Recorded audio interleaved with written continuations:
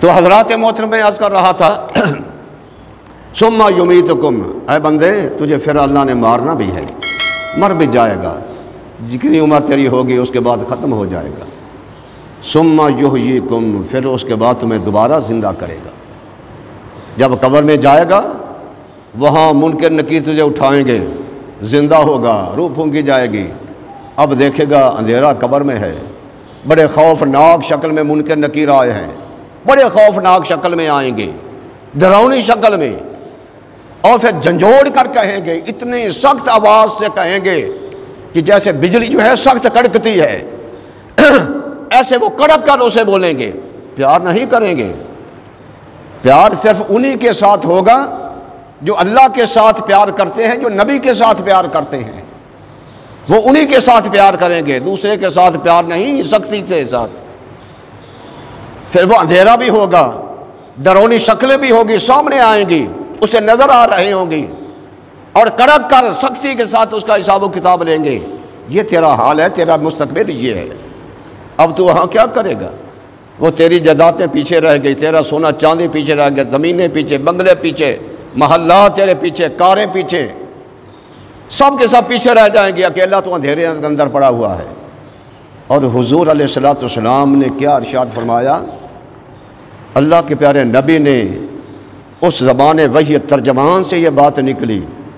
کہ جس زبان پر رب بولتا ہے، حضور علیہ السلام نے فرمایا کہ جو اللہ کا پیارا بندہ ہوتا ہے نا، نیک بندہ،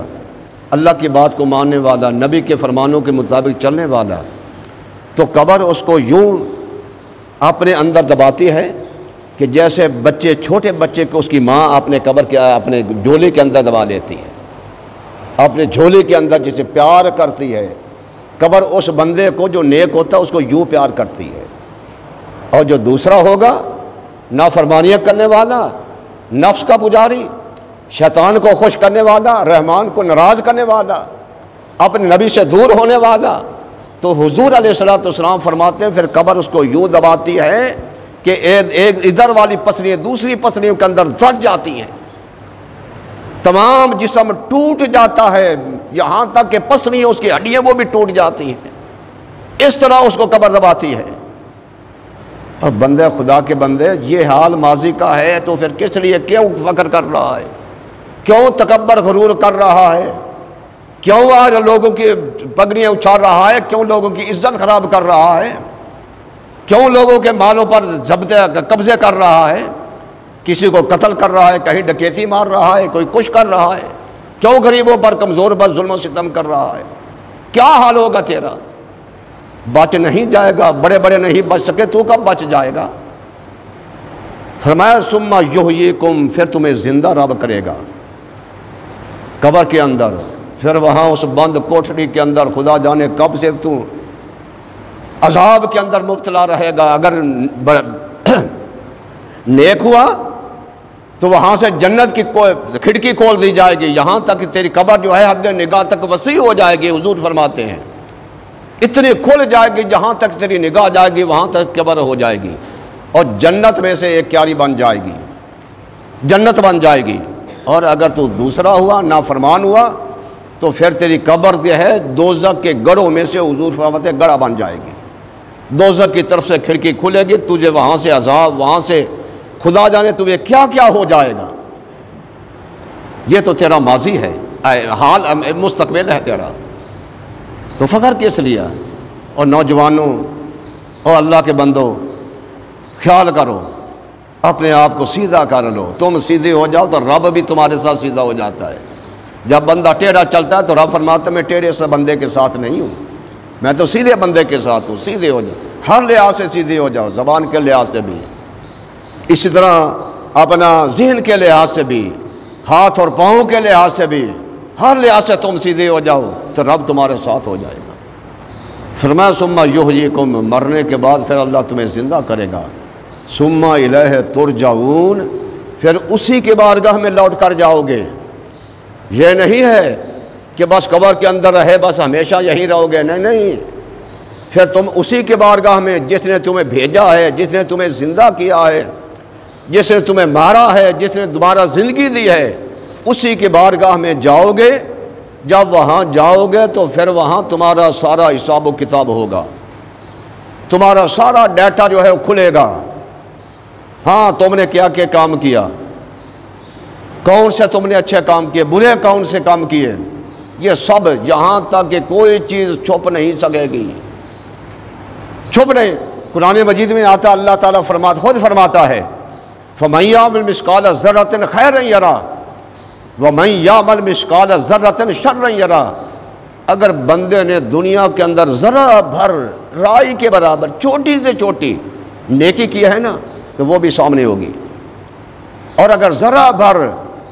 معمولی سی رائی کے دانے کے برابر اگر بندے نے بدی کی ہے تو وہ بھی سامنے ہوگی، سب کچھ سامنے ہوگا، کوئی چیز چھپا نہیں سکے، نہ بندہ چھپا سکے گا، سب کچھ اس کے سامنے ہوگا۔ اقرا کتابہ کا نامہ اعمال اس کے ہاتھ میں پڑھایا جائے گا، یہ تو نے جو کچھ دنیا میں کیا، 60 سال 70 سال 80 سال 90 سال 50 سال، یہ سارا کچھ لکھا ہوا تیرے سامنے، اب اسے پڑھ لے۔ ہر ایک کو کہ یہ نہ سمجھے کہ میں نہیں ان پڑھ یہاں ہوں تو وہاں بھی نہیں پڑھوں گا، نہ، ہر ایک وہ پڑھ لے گا۔ چھوٹی بھی نیکی، چھوٹی برائی وہ بھی لکھی، بڑی برائی وہ بھی لکھی، کسی کو تنگ کیا وہ بھی لکھا ہوگا، کسی کا مال غصب کیا وہ بھی لکھا ہوگا،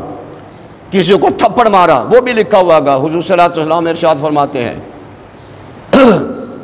قیامت کے دن نا اگر کسی سینگ والی بکری نے دوسری بکری کو جس کا سینگ نہیں تو اسے ٹکر ماری، سینگ مارا،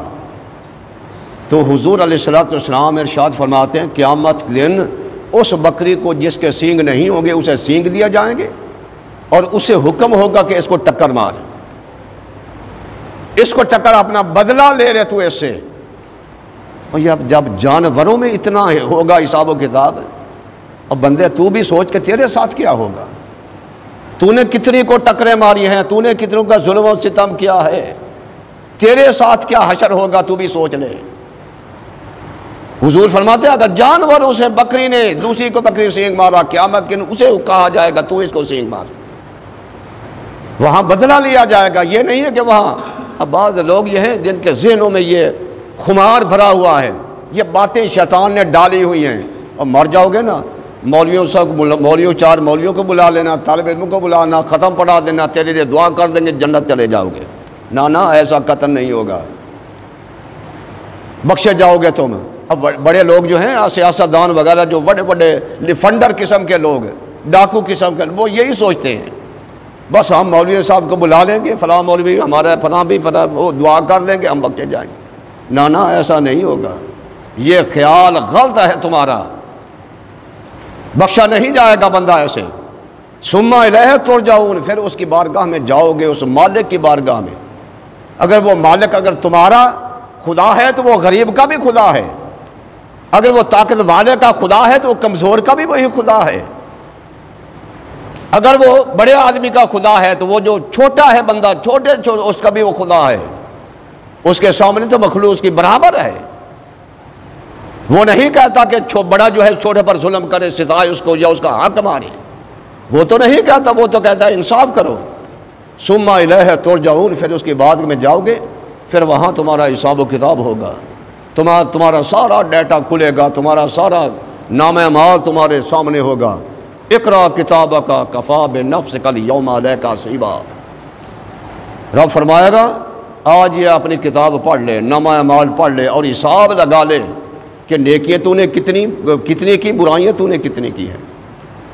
صحیح کام تو نے کتنے کیے ہیں اور غلط کام تو نے کتنے کیے ہیں، یہ سب سے سامنے ہوں گی۔ اے نوجوانوں ذرا خیال کرو، آج اپنی جوانی کو برباد مت کرو، لہو و لعب کے اندر، کھیل و کود کے اندر۔ اللہ جل مجدہ ارشاد فرماتا ہے ان وما هذه الحیات الدنیا الا لعب و لعب، یہ دنیا کی زندگی کیا ہے، یہ کھیل و کود کی طرح ہے، کھیل و تماشا۔ جیسے آپ نے دیکھا ہوگا ٹی وی، آج کل تو پہلے سینمے ہوتے تھے، آج کل آپ نے ٹی وی دیکھا ہوگا، ٹی وی چل رہا ہو نا، سامنے نظر آتا ہے وہ سمندر نظر آ رہا ہے، وہ باغ نظر آ رہے ہیں، وہ پھل، وہ بندے دوڑتے ہوئے نظر آ رہے ہیں، وہ لڑائیاں جھگڑے ہو رہی ہیں، خون ہو رہا ہے، تلواریں چل رہی ہیں، سب کچھ۔ بجلی بند ہوئی، سب کو ختم ہو گیا، نہ وہ سمندر رہا، نہ وہ باغیچے رہے، نہ وہ بندے، نہ وہ تلواریں، نہ وہ خون، کچھ بھی نہیں رہا۔ بجلی بند ہوئی، سب کو ختم ہو گیا۔